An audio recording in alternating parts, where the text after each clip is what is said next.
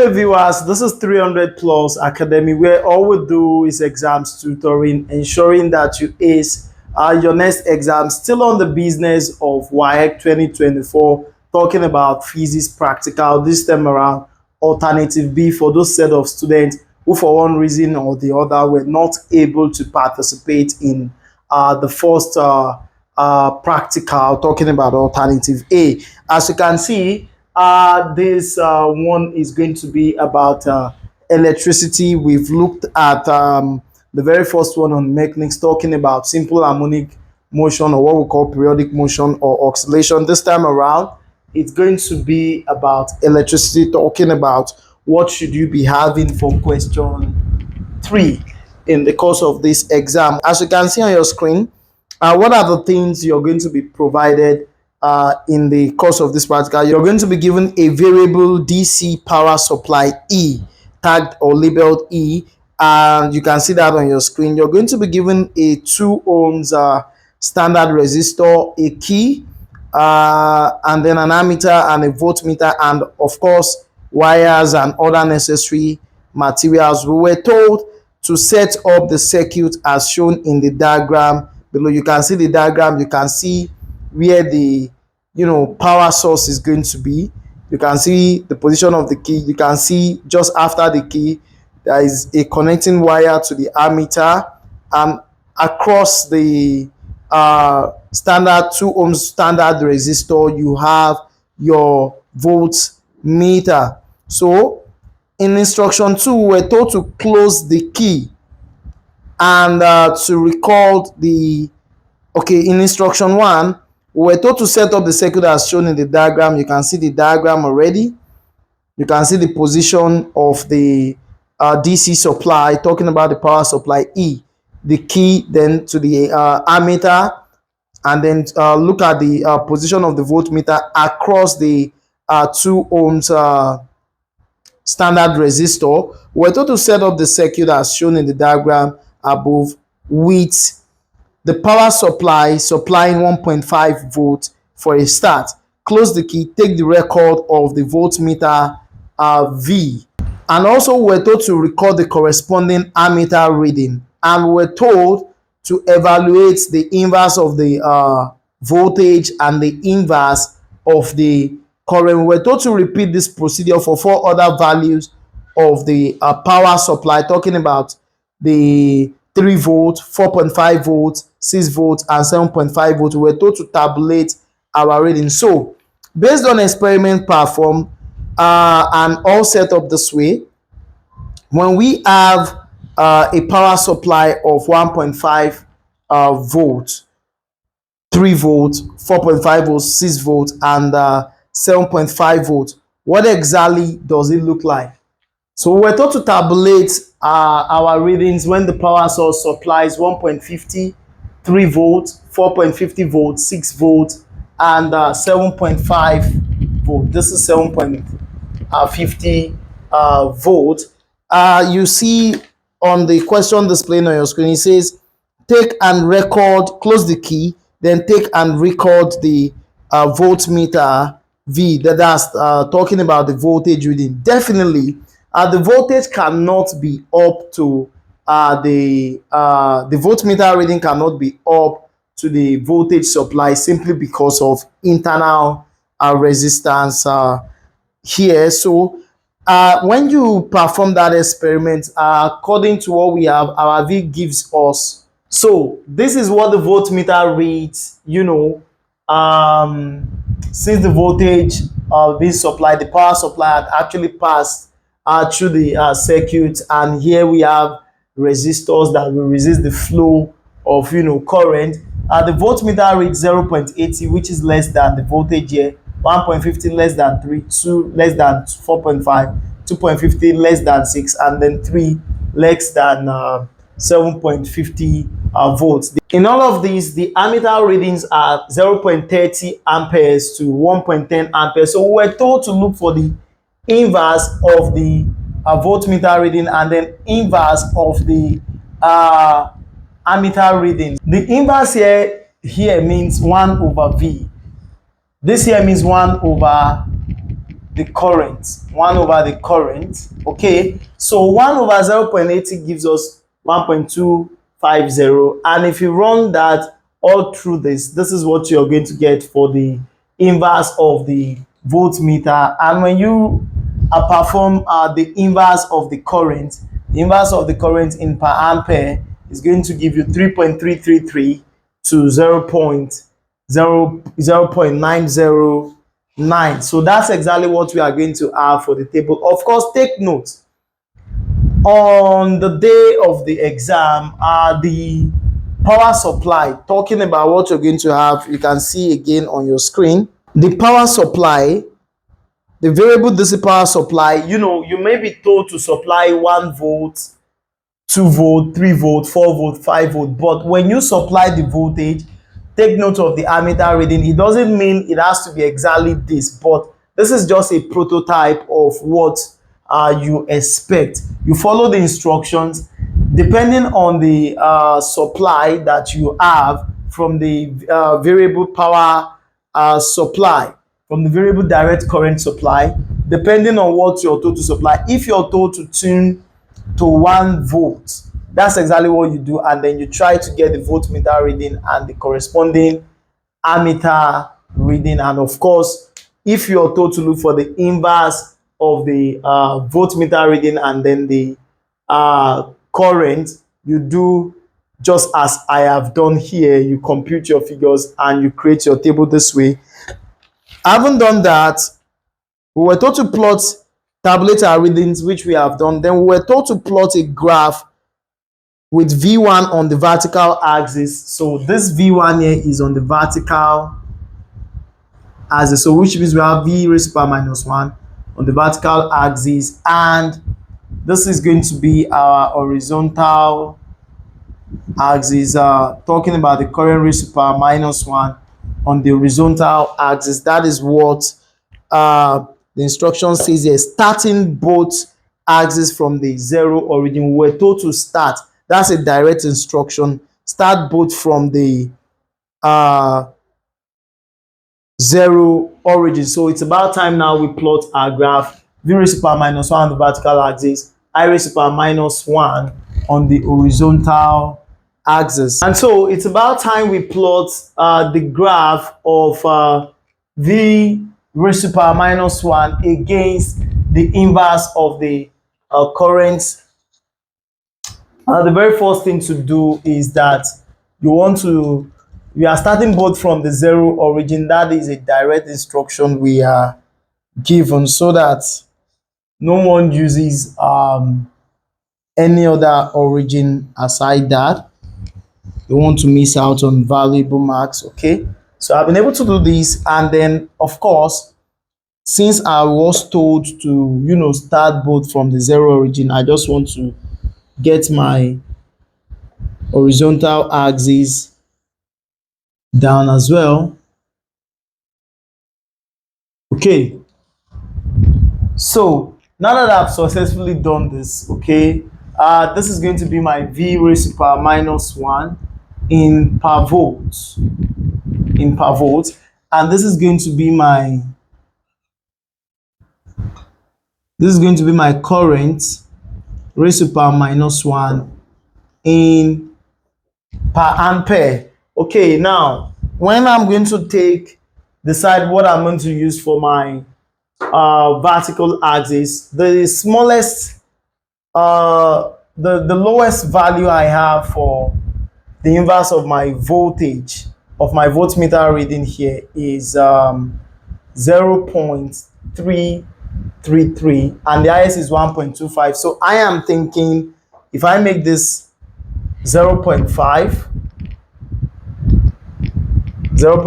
1, then 1.5, okay, I think I should be able to move with that 0.500, and then this should be 1.000, and then this should be 1.500. Of course, that is because of the size of my own graph here. When you are plotting yours, I've always said from here to here, that's about 2 centimeter on your paper graph.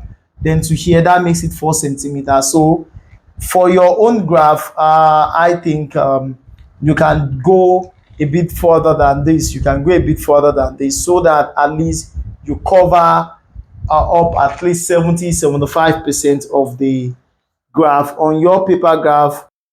On your paper graph, where I am using 4 centimeter to represent 0.500 per volt, you can go as high as, for your paper graph, you can go as high as 8 centimeter to represent 0.500 per volt. And you will be correct, just trying to make sure that it covers most of the expanse of the graph. Then talking about the horizontal axis, I'm looking at 0.9 to 3.33, so that's just about 4. So I'm going to take this as 1.000. I'm going to take this as 2.000. I'm going to take this as 3.000. I'm going to take this as 4.000. Okay, that means that I've been able to get all of my points for the inverse of the current. Okay, now I can just get down my scale for this graph. For V raised to power minus 1, on the V raised to power minus 1 per volt axis, my scale here is here to here, that's 4 centimeters to represent 0.5 per volt, 0.500 per volt. Okay, and then on my inverse for the current axis in per ampere, it is 4 centimeter to represent, you look at it, 4 centimeter to represent 1.000 per ampere. Okay, that is what my scale looks like. Then to pick the point, 1.250, when the voltage is inverse of the voltage is 1.250. Okay, this is one. This will be 1.250 here, 1.250 and 3.33. Of course, this is going to be 3.1, 3.2, 3.3, 3.4, 3.5. So 3.1, 3.2, 3.3. 3.33 should be somewhere around here. Let me get my blue marker to get that done. So if I'm to trace that, that is looking more like it's my ruler. If I'm to trace that, that is looking more like okay, that is looking more like here. That is looking more like here. Okay, this here is my point for that. This is my point for that, of course.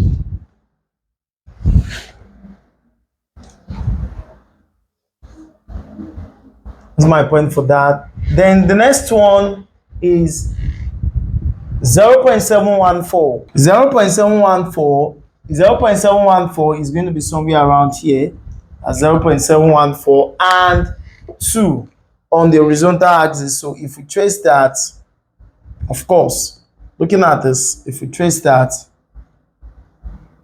we're looking at somewhere here. So we've been able to do that. To the next one, 0.5 and 1.429. 0.5, this is 0.5, 1.429, this is 1.5. So this is 1.1, 1.2, 1.3, 1.4. So somewhere around here is what we're looking at. So we trace that up.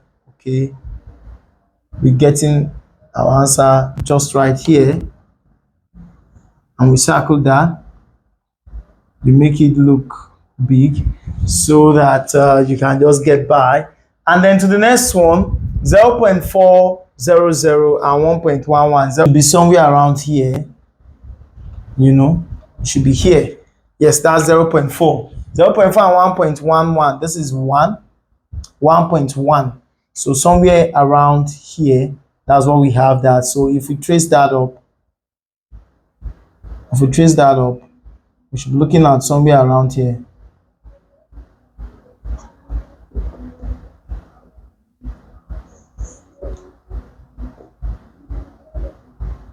That's where we have that. So, and that just answers that. Then to the next one, 0.333 and 0.909. 0.333 is just around here. 0.333 is somewhere around there, and 0.90, so 0.5, 6, 7, 8, 9. So somewhere around here. So when we trace that up,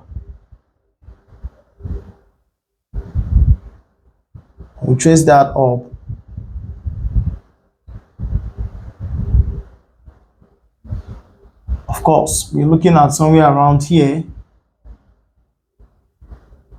So that's where we have that. And when you look at all of this line, it looks more like something, we're having something perfect here. So let's get the points. It looks as though we're getting something perfect. Let's try to get the points together.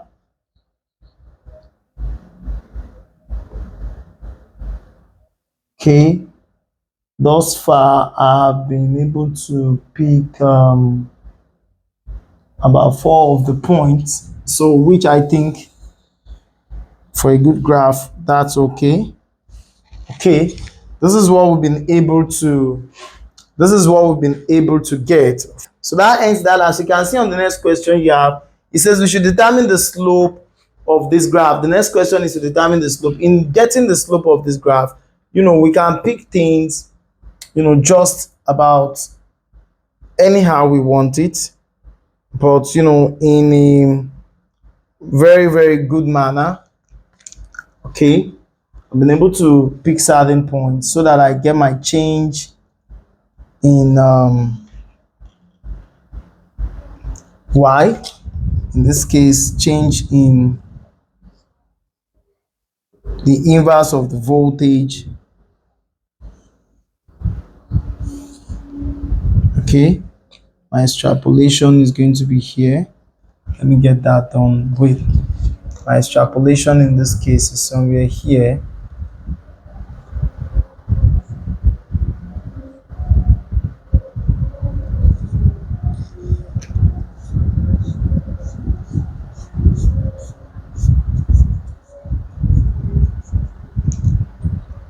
I'm able to do that.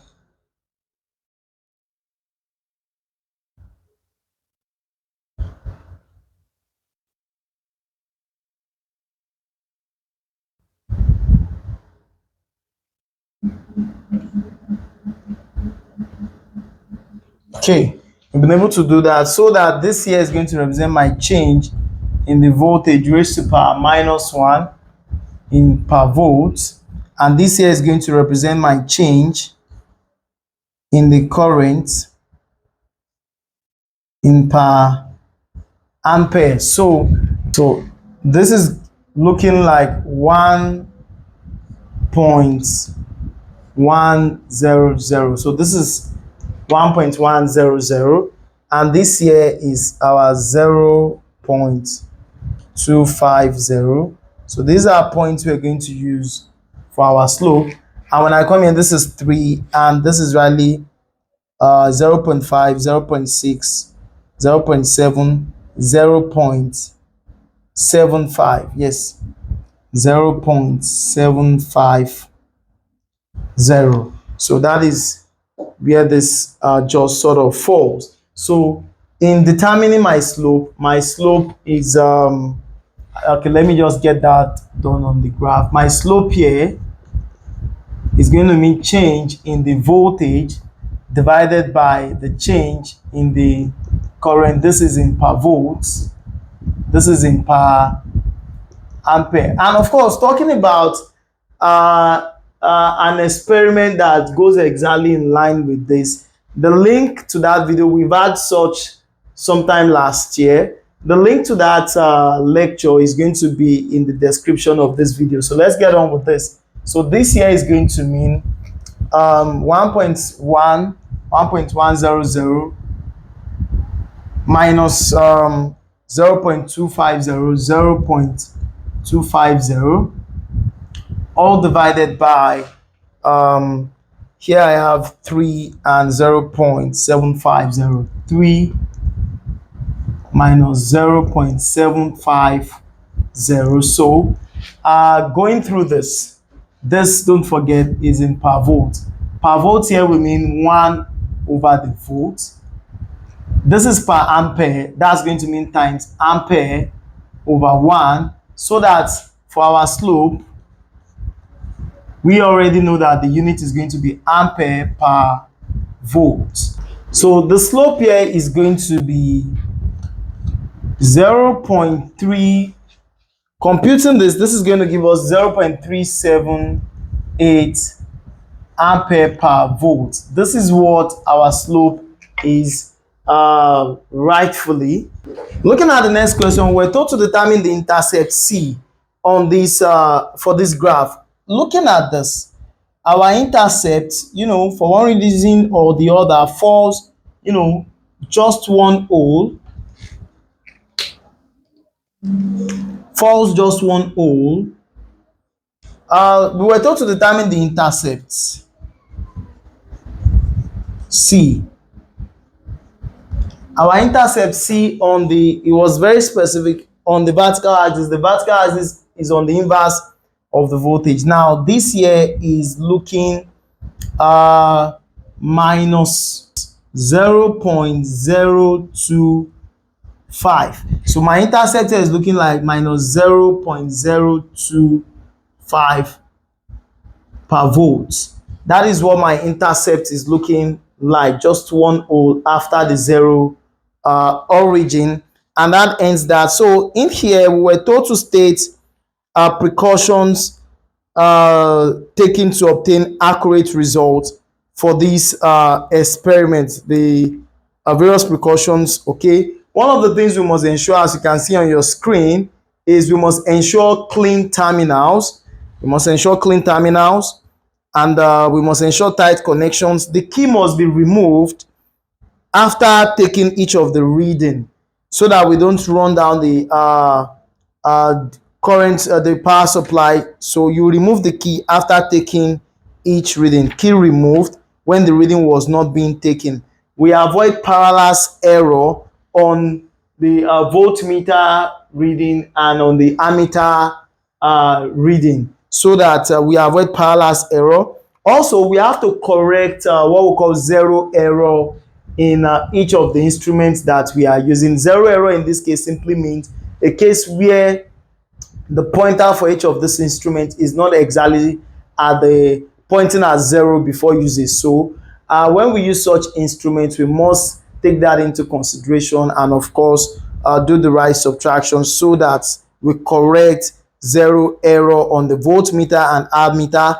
And of course, one of the things we've done for this experiment is that we've repeated the readings so that we obtain accurate results. So that ends that question. Moving on to the next question, it says state two methods by which an electric current can be produced.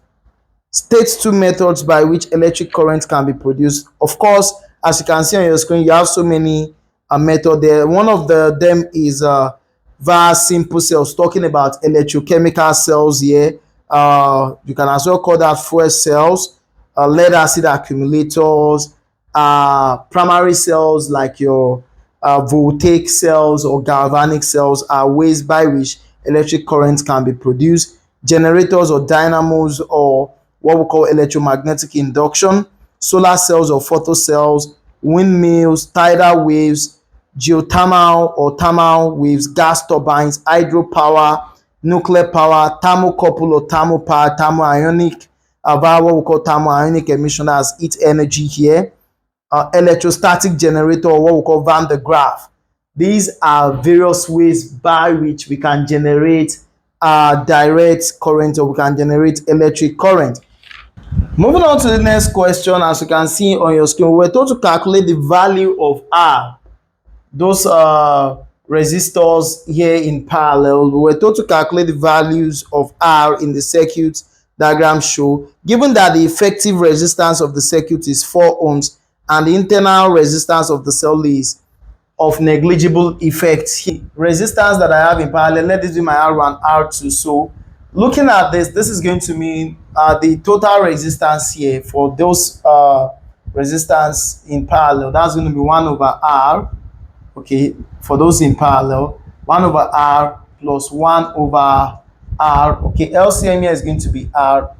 R in R1, 1 times 1, 1. R in R1, 1 times 1, 1. So 1 over, talking about the resistance in parallel, 1 over resistance in parallel here equals to 2 over R. So 1 over the resistance in parallel, that's R is going to come here. So you have R equals to 2RP, which eventually is going to give us that the resistance in parallel equals to R over 2 ohms. But recall that we were told that the effective resistance here, the total resistance RT equals to what? 4 ohms. So we can say 4 equals to, what is the resistance in parallel? If we are to combine this with this, they are now in series. So that is going to be R over 2 plus 2. So R over 2 plus 2 equals to 4. That's 4 equals to R over 2. So what that means is that, okay, LCM here is 2. I have 4 here. 2 into 1, 1 times R. 1 into 2, 2 times 2, 4 equals to this. So 2 will come here. 2 times 4, 8 equals to R plus 4.